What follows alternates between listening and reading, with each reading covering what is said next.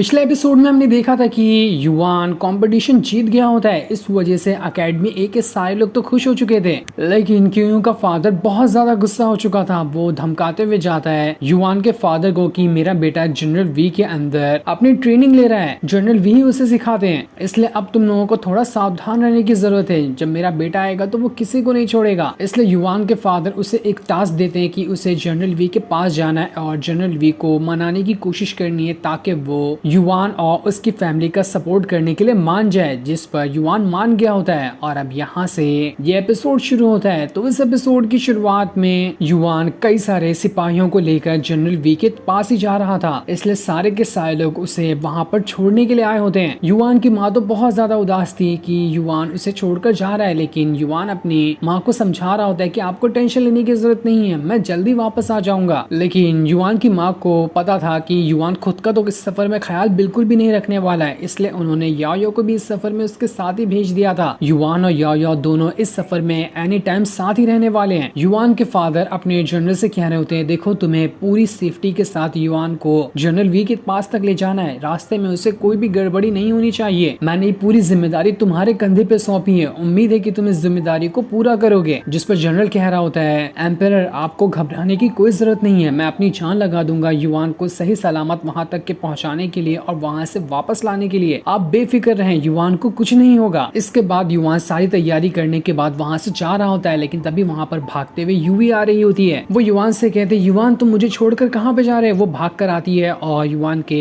Mother और father को greet कर रही होती है और ग्रीट करते हुए उन्हें मनाने की कोशिश कर रही थी कि आप भी मुझे प्लीज युवान के साथ जाने की परमिशन दे दें, मैं अपनी भी जान लगा दूंगी युवान की सेफ्टी के लिए। युवान की सेफ्टी मेरी सबसे पहली प्रायोरिटी रहेगी, आपको जरा से भी टेंशन लेने की जरूरत नहीं है, मैं कोई मुसीबत नहीं खड़ूंगी, इसलिए आप प्लीज मुझे युवान के साथ जाने की परमिशन दे दो। तब युवान की माँ यूवी से कहती है, ठीक है कोई बात नहीं, तुम भी जा सकती हो, बस मेरे बेटे का ख्याल रखना। अब सभी घोड़ा गाड़ी में सवार होकर महल से निकल जाते हैं। रास्ते में यूवी जब घोड़ा गाड़ी में बैठी होती है तो वो सोच रही थी कि वो याओ या युवान से कुछ बातें करे, लेकिन उसको इतनी ज्यादा शर्म लग रही होती कि वो वहाँ पर कुछ कह ही नहीं पाती। बेचारा युवान सोच रहा था, मैं इस सफर में दो लड़कियों को लेकर जा रहा हूँ, मैं ये सफर कैसे पूरा करूंगा। इन लोगों ने तो जो जोश में कह दिया कि ये लोग मुझे प्रोटेक्ट करेंगे, लेकिन मुझे पता है कि मुझे ही आगे चलकर इन्हें प्रोटेक्ट करने की नौबत आ जाएगी। युवान को जैसे पता चलता है कि याओ उसे देख रही तो वो कहता है, अरे नहीं, मैं तो अपने मन में कुछ बातें कर रहा था, ये सफर बहुत लंबा होने वाला है ना, तो हमारे पास तो वैसे भी काफी ज्यादा टाइम है, तो क्यों ना वो आगे कुछ कह पाता। इससे पहले ही याओ उसे एक फेक कर टेक्निक वाला स्क्रॉल दे दिया और उससे कहती है, तुम्हारे पास बहुत ज्यादा फ्री टाइम है ना, तो जाओ और इसे कल्टीवेट करो, तुम्हारा फ्री टाइम भी निकल जाएगा और तुम्हारी कल्टीवेशन पावर भी बढ़ जाएगी। ये टेक्निक हार्ड नहीं है, यहाँ पर तुम बैठ के भी आराम से इसे कल्टीवेट कर सकते हो। इसे कल्टीवेट करने के बाद तुम्हारी फिजिकल पावर थोड़ी बहुत इंक्रीज हो जाएगी। युवान टेक्निक को देखकर सोच रहा था कि अरे यार ये तो बड़ी अजीब टेक्निक, मैंने इस टेक्निक को सीधा रखा है कि उल्टा पकड़ा है, मुझे तो ये तक नहीं समझ में आ रहा, तो मैं इसे कल्टीवेट कैसे करूंगा। तब ये देखकर याओ टुनटुन को युवान के पास भेज देती है, जो उसे काटते हुए कह रहा होता है, जा जल्दी से प्रैक्टिस कर वरना आज तुझे नोच दूंगा। युवान जैसे ही देखता है कि यूवी यहाँ पर टुनटुन के उसे नोचने की वजह से हंस रही है, तो वो उसे ही वो स्क्रॉल फेंक कर देते हुए कहता है, लो तुम ही इसे सीख कर बता दो ना, तुम मुझे समझा दो कि इसे कैसे कल्टीवेट करते हैं, उसके बाद मैं कल्टीवेट कर लूंगा, बहुत हंस रही हो मुझ पे। लेकिन यूवी तो बड़ी आसानी के साथ उस टेक्निक को समझ चुकी थी, इसलिए युवान उससे कहता है, ठीक है तुम समझ गई ना, तो तुम ही इसे अपने पास रखो और इसे कल्टीवेट कर लेना, मैं कोई दूसरी टेक्निक को कल्टीवेट कर लूंगा, क्योंकि तुम्हें पता है ना कि जहाँ हम जा रहे वहाँ पर हम पार्टी वगैरह तो नहीं करने जा रहे, बहुत ज्यादा मुसीबतों का भी हमें सामना करना पड़ सकता है। अगर हम अभी से शुरुआत कर लेंगे और खुद को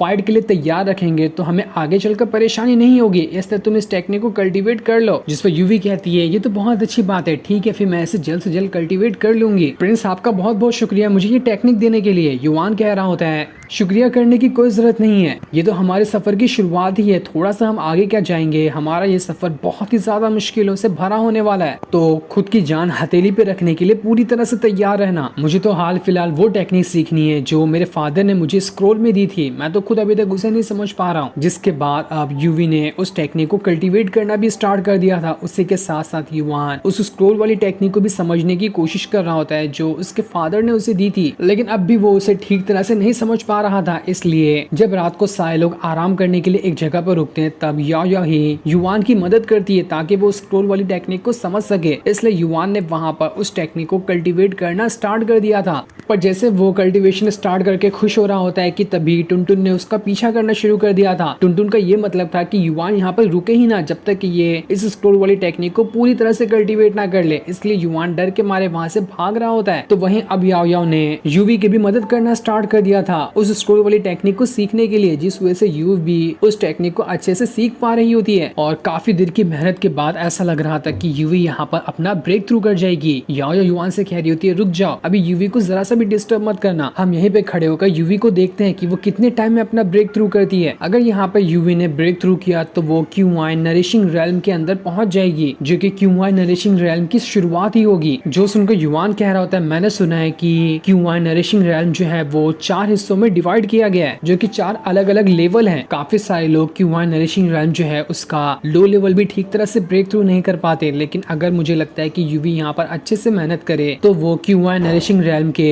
लो लेवल को कल्टीवेट करने के साथ साथ वो सेकंड लेवल पे भी जा सकती है। उसके बाद थर्ड लेवल और उसके बाद फोर्थ लेवल आएगा, जो कि सबसे ज्यादा खतरनाक और पावरफुल हो। यूवी जैसे जैसे अपना कल्टीवेशन कर रही थी, उसके अंदर से जो ऑरा निकल रहा होता है उसका कलर चेंज होने लग गया था। जहाँ पहले ब्लू ऑरा निकल रहा था अब वो पर्पल में बदल गया होता है, जो कि दिखा रहा था कि थोड़ा ही टाइम बाकी है यूवी को अपना ब्रेक थ्रू करने के लिए। इसके थोड़ी ही देर बाद यूवी वहां पर अपना ब्रेक थ्रू कर जाती है। ब्रेक थ्रू करने की वजह से इतना भयंकर ऑरा उसके अंदर से बाहर फेंका था कि चारों तरफ बिल्कुल तूफान सा आ जाता है। कुछ पल के लिए ऐसा लग रहा था कि यहाँ पर से कुछ बहुत ही ज्यादा रफ्तार से भरी हुई चीज होकर गुजर गई है, जिसने सारी चीजों को तहस नहस कर दिया। जिस चीज को देखकर तो युवान एकदम हैरान रह जाता है। वो कहता है यूवी की कल्टीवेशन रूट जो है ना वो सच में बहुत ही ज्यादा स्ट्रॉन्ग है। जिस बंदे की कल्टीवेशन रूट स्ट्रॉन्ग हो वही इतनी जल्दी अपना ब्रेक थ्रू कर पाता है। यूवी के ब्रेक थ्रू करने की वजह से शायद अब वो क्यूआई नरिशिंग रेल्म में पहुंच गई होगी। युवान यूवी को कांग्रेचुलेशन करते हुए कह रहा होता है, तुमने यहाँ पर अपने क्यूआई नरिशिंग रेल्म को ब्रेक थ्रू किया है। क्या पता हो सकता है कि तुमने उसके फर्स्ट, सेकंड या थर्ड लेवल को भी ब्रेक थ्रू कर लिया हो, क्योंकि तुम्हारे अंदर से जो ऑरा निकला था वो बहुत ही ज्यादा खतरनाक था। यूवी को तो खुद यकीन नहीं हो रहा होता है कि क्या मैंने सच में यहाँ पर अपना ब्रेक थ्रू किया। उसे हाल फिलहाल ऐसा कुछ महसूस ही नहीं हुआ था कि उसके अंदर से इतना ज्यादा स्ट्रॉन्ग ऑरा का प्रेशर बाहर निकला है। याओ याओ कहती है, रुक जाओ, मैं तुम्हें बताती हूँ कि तुमने अभी यहाँ पर ब्रेक थ्रू करके क्या हासिल किया है। पर जब याओ याओ ठीक तरह से यूवी को चेक करती है ना, उसे एक बहुत ही ज्यादा हैरान कर देने वाली जानकारी का पता चलता है। वो युवान से कहती है, यूवी की जो क्यूआई नरिशिंग रेल्म की पावर है ना वो नॉर्मल से बहुत ही ज्यादा अलग है। ये एक लेजेंडरी पावर की तरह है। यूवी के अंदर यिन और यांग एनर्जी की जो क्वालिटी है वो बहुत ही ज्यादा प्योर है, और यिन यांग एनर्जी से ही इसे क्यूआई नरिशिंग रेल्म की पावर मिली है। ऐसा समझ लो कि लाखों में किसी एक बंदे के पास ऐसा होता है जो अपना QI nourishing realm break through करे। ये सारी चीजें कल्टीवेशन रूट के ऊपर ही डिपेंड करती है। यूवी की कल्टीवेशन रूट ही खास थी, इस वजह से उसने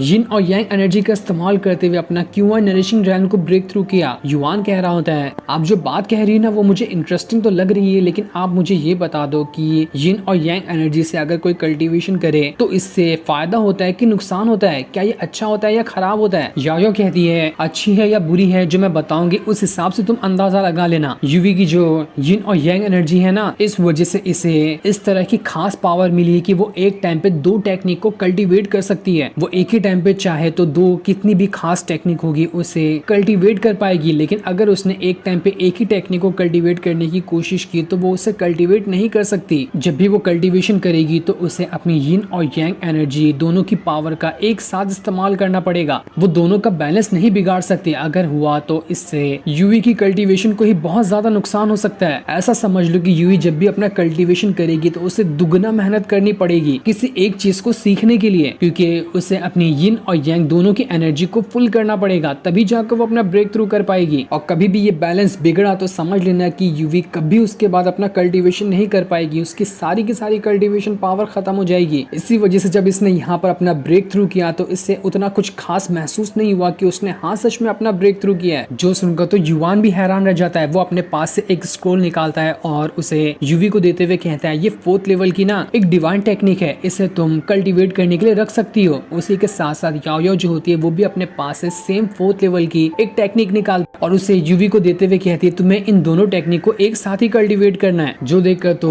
यूवी भी हैरान रहती है क्योंकि उसे खुद भी अपनी कल्टीवेशन पावर के बारे में ऐसी चीजें कभी नहीं पता थी। याओ याओ कह रही होती है, टेंशन मत लो किसी चीज का, बस तुम अपनी कल्टीवेशन पे ध्यान रखो, सारी चीजें कुछ दिनों के बाद नॉर्मल हो जाएगी। अपनी यिन और यांग एनर्जी के होने की वजह से तुम्हें उदास होने की जरूरत नहीं है, बल्कि तुम्हें बहुत ज्यादा खुश होना चाहिए, क्योंकि अगर तुमने अपनी यिन और यांग एनर्जी को पूरी तरह से पीक पर ले गई ना तो तुम्हें इतनी ज्यादा पावर मिलेगी कि तुम्हारे सामने कोई खड़ा होने वाला नहीं होगा। तो उदास मत होना, बल्कि खुश होना कि तुम्हें इतनी खास और लेजेंडरी टेक्निक मिली है और तुम्हारी कल्टीवेशन रूट भी इतनी ज्यादा खास है। इसके बाद युआन से कह रही है तुम यहाँ पर देखकर टाइम पास क्या करो, तुम जाओ ना तुम्हारी फादर का जो स्क्रोल था उससे कल्टीवेट करो, खाली तुम्हें बहाना चाहिए कल्टीवेशन नहीं करने का। ऐसे युआन कहता है अरे अरे सॉरी मैं जा रहा हूँ, अभी मैं कल्टीवेशन करके वापस आता हूँ। जिसके बाद सभी वहां से दोबारा आगे बढ़ना शुरू कर देते हैं। आगे बढ़ने के बाद जनरल जो होता है युआन से कह रहा था हम यहाँ पर जनरल वी के इलाके में पहुंचने वाले हैं, लेकिन अगर इतने सारे लोग अंदर जाएंगे ना तो वहां पर गार्ड्स वगैरह हमें अंदर जाने नहीं देंगे, हमें कुछ खास लोगों को ही वहां पर ले जाना होगा। हम यहाँ पर कैंप लगाकर बाकी लोगों को यहीं पे रखेंगे ताकि अगर कभी जरूरत पड़े तो यहाँ से सारे लोग सपोर्ट के लिए जा सके। जिस पर युआन कहता है ठीक है, जैसा तुम्हें सही लगता है तुम वो कर सकते हो। जिसके बाद अब काफी सारे सिपाही पीछे ही रुक गए थे और युआन और कुछ खास लोग जो होते हैं वही लोग जनरल वी का जो महल होता है उसके द्वार तक आ जाते हैं। पर तभी अंदर से कुछ सिपाही आते हैं जिनकी कमांडर जो होती है वो एक लड़की होती है। वो वहां पर आने के बाद सभी से कह रही थी कौन हो तुम लोग और यहाँ पर क्या काम के लिए आए हो। जनरल जब उस कमांडर को अपने बारे में बताता है तो वो उन्हें ग्रीट करते हुए कहती है अरे आप लोग हैं, आप लोग अंदर आ जाओ, मैं तो कब से आप लोग का इंतजार कर रही थी। और वो जो कमांडर होती है ना वो कोई और नहीं बल्कि जनरल वी की ही बेटी थी जिसका नाम वी किंग होता है। लेकिन वी किंग को पता नहीं होता है कि असल में ये लोग यहाँ पर क्यों आए, बस उसे इतना पता था कि ये लोग यहाँ पर आने वाले हैं। वी किंग तो युआन को जैसे देखती है वो अपने मन में सोचने लगती है कि ये कौन है, ये तो मुझे प्रिंस लग रहा है, सच में काफी ज्यादा टैलेंटेड और हैंडसम बंदा है, मैंने इसके बारे में काफी कुछ चीजें सुनकर रखी है, इसने हाल फिलहाल में ही कंपटीशन को भी जीता है, लेकिन बताओ मुझे इससे क्या। वो अपने सिपाहियों से कहती है जाओ कैंप लगाने की तैयारी करो, सारे लोग आज यहाँ पर रुकने वाले हैं। लेकिन युआन ये देखकर हैरान था कि वी किंग मुझे इतनी अजीब नजरों से क्यों देख रही थी, क्या उसे मुझ पे कुछ शक हो रहा है क्या, मैं तो यहाँ पर कुछ गलत काम करने थोड़ी आया हूँ। युआन जैसे ही अंदर आता है उसे वहाँ पर कई सारे सिपाही अपनी प्रैक्टिस करते हुए दिखाई देते हैं। तब वहाँ पर की हाओ आता है जो कि क्यू का बड़ा भाई है और यही जनरल वी के अंडर में अपनी प्रैक्टिस करता है। वो अपनी दोस्त वी तियांग के साथ आया होता है जो कि वी किंग जो है उसकी कजन है। वहाँ पर आने के बाद वी तियांग जो होती है वो युआन को देख कर कह रही होती है अरे तुम ही हो ना प्रिंस युआन, बड़ी दूर से तुम चलकर यहाँ पर आए, साथ ही कुछ खूबसूरत लड़कियों को भी लेकर आए और रास्ते में सफर बहुत ही सुहाना गुजरा होगा। जो सुनकर तो युआन को भी गुस्सा आ रहा था कि आखिर ये इस तरह से मुझसे बात क्यों कर रही है। जिसके बाद की हाओ जो होता है वो युआन के पास आता है, उससे कहता है तुम जानते होगे ना क्यू को, मैं उसी का बड़ा भाई हूँ, मुझे पता है कि क्यू के साथ क्या हुआ, लेकिन चिंता मत करो, मैं उन सारी चीजों के बारे में बात करने नहीं आया हूँ, तुम एक प्रिंस हो इसलिए मैं तुमसे बस हाथ ही मिलाने के लिए आया, आ जाओ हाथ मिला लो मुझसे। जैसे वो दोनों एक दूसरे से हाथ मिलाते हैं एकदम भयानक तरीके का ऑरा चारों तरफ फैल चुका था, क्योंकि ये की हाओ ऊपर के मन से युआन से कह रहा है कि नहीं मैं पुरानी बातें करने नहीं आया, लेकिन उससे बहुत ही ज्यादा अंदर से गुस्सा है कि इसी बंदे ने मेरे छोटे भाई का हाथ काटा था, वो इसका बदला तो युआन से जरूर लेकर रहेगा, बस वो अभी दिखा नहीं रहा है। युआन ने जैसे ही की हाओ का हाथ पकड़ा था ना उसे समझ आ चुका था कि की हाओ जो है वो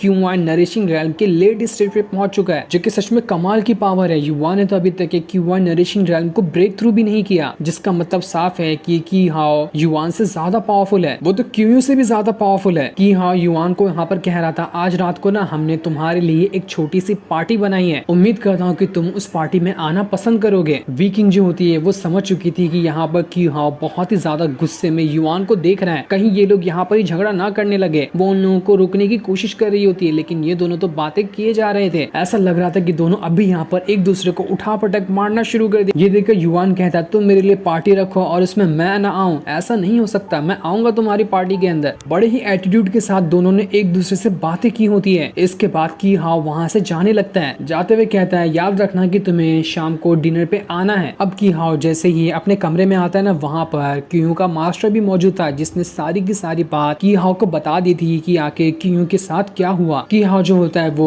क्यू के मास्टर से कह रहा था मुझे अभी ये चीज तो नहीं पता कि आखिर युआन क्या करने के लिए यहाँ पर आया, लेकिन जहाँ तक कि मैं सोच सकता हूँ वो जनरल वी को ही अपने सपोर्ट में करने के लिए आया होगा, लेकिन अगर हम जनरल वी को हमारे सपोर्ट में देखना चाहते हैं तो उसके लिए हमें जो उसका बेटा बीमार है ना उसे ठीक करना पड़ेगा। जिस दिन हमने उसके बेटे को ठीक कर दिया ना मैं दावे से कह सकता हूँ कि जनरल वी जिंदगी भर हमारे साइड हो जाएगा और हमारे से खिलाफ कभी जा ही नहीं पाएगा वो। उसके बाद हम इस युआन और उसके पूरे के पूरे जाओ किंगडम को बर्बाद कर देंगे। क्यू का मास्टर कह रहा था आपने बिल्कुल सही कहा, इसी चीज के लिए तो मैं बहुत ही खास डॉक्टर को भी लेकर आया हूँ, ये बहुत ही ज्यादा हाई लेवल के मास्टर हैं, ये सारी चीजें ठीक कर सकते हैं। जो देखकर की हाओ कह रहा होता है बढ़िया, बहुत ही बढ़िया, आज मैं इस युआन को उसकी औकात दिखा दूंगा कि यहाँ पर जो आया है ना जिस मकसद से, उसका मकसद कभी पूरा नहीं होने वाला। जिसके बाद हम रात का सीन देखते हैं, सभी वहाँ पर डिनर के लिए बैठ चुके थे। वी किंग कह रही होती है युआन से कि युवान तुम तो बहुत ज्यादा टैलेंटेड हो, लेकिन तब भी क्या तुम हमेशा ऐसी सुंदर लड़कियों को अपने साथ ही लेके घूमते हो क्या? जो सुनकर तो यूवी को बहुत ज्यादा गुस्सा आ चुका था। वो अपनी पावर को एक्टिवेट करते हुए कह रही होती है, आप यहाँ की कमांडर है, इसलिए मैं आपसे रिस्पेक्ट के साथ कह रही हूँ कि आप हमें कैसे लड़कियां समझ रही है। हम वो नहीं है, हम यहाँ पर युवान की दोस्त है, इसलिए हम लोग यहाँ पर आए हैं। उसकी पावर को देखकर वीकिंग समझ चुकी थी कि ये लड़की तो क्यूआई नरिशिंग रैम को ब्रेक थ्रू कर चुकी है, इसलिए वो यूवी से कह रही थी, ठीक है मुझे माफ कर देना, मैंने शायद तुम्हें पहचानने में गलती कर दी, मैंने तुम्हें कुछ और ही लड़की समझ लिया था। साथ ही वहाँ पर युवान के साथ जितने भी सिपाही लोग आए थे ना, वो लोग जनरल वी के जितने भी सिपाही होते हैं उनके साथ आपस में फाइट कर रहे थे। तब वी त्यांग जो होती है वो युवान से कह रही थी, युवान तुमने यहाँ पर तो दोनों तरफ के सिपाहियों की फाइट देख ली ना, तो तुम्हें क्या लगता है कि कौन ज्यादा पावरफुल है, जनरल वी के सिपाही या फिर तुम जो अपने साथ सिपाहियों को लेके आए हैं वो? जो सुनकर युवान परेशान हो जाता है कि ये किस तरह का सवाल इसने पूछा। यहाँ पर लगता है कि ये दोनों तरफ से दुश्मनी करवाना चाहती है। ना ही मैं जनरल वी के सिपाहियों की तारीफ कर सकता हूँ, ना ही मैं अपने की कर सकता है, वरना दोनों को बुरा लगेगा। जनरल वी के सिपाहियों की हमें जरूरत है ताकि वो हमारा साथ दें। तब ये सुनकर युवान जो होता है एक बहुत ही अच्छा आइडिया लगाते हुए कहता है कि मैंने जनरल वी के सिपाहियों की भी बहुत ज्यादा तारीफें सुनी है और मैंने अपने सिपाहियों को भी बहुत अच्छे से लड़ते हुए देखा है, तो मेरे ख्याल से दोनों के बीच कोई कंपैरिजन बनता ही नहीं है, दोनों अपनी अपनी जगह पर बिल्कुल परफेक्ट हैं। जो सुनकर तो जनरल वी के सिपाही और युवान के खुद के सिपाही बहुत ज्यादा खुश हो जाते हैं। तब की हाँ बीच में टांग अड़ाते हुए कहता है, तुमने यहाँ के सिपाहियों की तो पावर देख ली ना, जरा तुम अपनी भी पावर दिखाना चाहोगे कि तुमने एक प्रिंस होने के नाते क्या क्या खास चीजों को सीखा है? सभी लोग कहने लगते हैं, हाँ ये बात तो बहुत अच्छी है, हम लोगों ने तो प्रिंस युवान की पावर देखी ही नहीं। प्रिंस युवान क्या आप हमें यहाँ पर अपनी पावर दिखाएंगे? हम इसका इंतजार कर रहे हैं। जनरल जो होता है वो सभी से कह रहा था, युवान अभी बहुत ज्यादा थक चुके हैं, इसलिए उन्हें आराम कर देना चाहिए, वो बाद में कभी आप लोगों को अपनी पावर दिखा देंगे। लेकिन की हाउ कहता है, नहीं नहीं मैं तो यहाँ पर देखना ही चाहता हूँ, मैं कब से इंतजार कर रहा था युवान यहाँ पर आए और मैं उसकी पावर देखूं। और अगर प्रिंस युवान अगर नहीं दिखाना चाहते अपनी पावर, तो शायद हम लोग की ही औकात नहीं है इनकी पावर देखने की। ये यहाँ पर प्रिंस है और हम लोग तो यहाँ का छोटे मोटे डिसाइप, शायद युवान हमें नीचा समझ रहेंगे, इसलिए वो अपनी पावर नहीं दिखाना चाहते। बड़ा ही कड़क से कड़क जवाब दे रहा था कि हाँ यहाँ पर युवान को। तब इस चीज को सुनकर युवान कहता, ठीक है जब लोग इतना ही ज्यादा बेसब्री से मेरी पावर देखने का इंतजार कर रहे हैं तो ठीक है, आज मैं यहाँ पर आप लोगों का एंटरटेनमेंट कर दूंगा। तब वहाँ पर एक मास्टर आता है जो कि अपनी आटो मेरिडियन को अनलॉक कर चुका है। वो यहाँ पर युवान को चैलेंज करने के लिए आया था ताकि वो देख सके कि युवान के पास कितनी पावर है। कि हाँ कहता है, ये तो सिर्फ नॉर्मल आर्ट मेरिडियन को ओपन किया हुआ बंदा है ना, मुझे नहीं लगता कि आपको जरा से भी परेशानी होनी चाहिए इस बंदे के साथ फाइट करने में, आप तो इसे चुटकियां बजाते हुए हरा दोगे। क्यों, सही कहा ना मैंने? ये देखकर युवान जो होता है बैठा ही के बीच में आ जाता है ताकि वो उस मास्टर के साथ फाइट कर सके। जिसके बाद की हाउ ने अपनी स्वॉर्ड निकालकर उस मास्टर को दे दिया था। उससे कहता है, तुमने यहाँ पर युवान को हरा दिया ना, तो परमानेंट तुम मेरी स्वॉर्ड को रख लेना। यूवी तो देखकर हक्की बक्की रह जाती कि ये नॉर्मल सा मास्टर यहाँ पर क्यों से ज्यादा पावरफुल है, जिसे हराने में युवान को परेशानी हुई थी, तो क्या यहाँ पर ये से हरा पाएगा? युवान ने वहां पर अपने उसी पेन को बाहर निकाल लिया था जिसके अंदर बीस्ट की पावर रहती है। वो मास्टर अपनी बहुत ही ज्यादा पावर को एक्टिवेट करते हुए पूरी ताकत के साथ युवान की तरफ ही बढ़ चुका था ताकि वो युवान की यहाँ पर अटैक करते हुए जान ले सके। युवान वहां पर उसी जुआन टेक्निक को एक्टिवेट कर लेता है जो कि उसके पेन के अंदर से बाहर निकल रही थी। क्यों ये देखकर हैरान था कि अरे ये कैसे पॉसिबल है, ये तो हमारी फैमिली की टेक्निक है ना, इस युवान के पास कैसे आई? उसे पता नहीं था कि वो टेक्निक तो चोरी हो गई थी जिसे युवान ने कल्टीवेट कर लिया। इसके बाद तो युवान ने पूरे गुस्से के साथ बस एक ही पेन क्या उठा के मारा था उस मास्टर को कि एक ही अटैक में उसकी हालत खराब हो जाती है। वो मास्टर बस एक अटैक के अंदर वहां पर काफी ज्यादा कमजोर हो चुका था, यहाँ तक कि की हाउ की स्वॉर्ड जो उसके पास थी वो भी चकनाचूर हो गई होती है। सभी लोग पागल हो चुके थे कि 8 मेरिडियन वाला बंदा वो भी सिर्फ एक अटैक के अंदर ढेर हो गया। युवान तो सच में प्रिंस कहलाने के लायक है, वो तो बहुत ज्यादा पावरफुल है। विकिंग कहती है, जितना ही मैंने युवान के बारे में सुना था वो सब कुछ सच था, ये सच में बहुत ही ज्यादा पावरफुल बंदा है। सभी लोग खुश थे, लेकिन की हाउ का तो दिमाग में आग लगी होती है कि इसने तो यहाँ पर एक ही अटैक के अंदर इसे हरा दिया। दूसरी तरफ हम जनरल वी को देखते हैं जो अपने बेटे के साथ बैठा होता है। उसके बेटे की हालत बहुत ज्यादा खराब थी, उससे अभी काफी ज्यादा तकलीफ भी हो रही होती है। वो अपने सिपाही से कहता है, जाओ की हाउस से पूछो, वो कह रहा था कि डॉक्टर को लेके आएगा, तो अभी तक के डॉक्टर को लाया भी कि नहीं। जनरल वी सोच रहा था मेरे बेटे की हालत बहुत ज्यादा खराब है, मैं उम्मीद करता हूँ कि युवान यहाँ पर आया है ना, तो वो कैसे भी करके मेरे बेटे को ठीक कर दे। अगर वो मेरे बेटे को ठीक करता है तो मैं अपनी जान हाजिर रखूंगा युवान के लिए और उसकी फैमिली को प्रोटेक्ट करने के लिए, क्योंकि मैं खुद नहीं चाहता कि क्यूयू और उसकी फैमिली का मैं सपोर्ट करूं। उम्मीद है कि युवान यहाँ पर मेरे बेटे को ठीक कर देगा। जो सीन दिखाते ही ये एपिसोड यहीं पर एंड हो जाता है। Thanks for watching.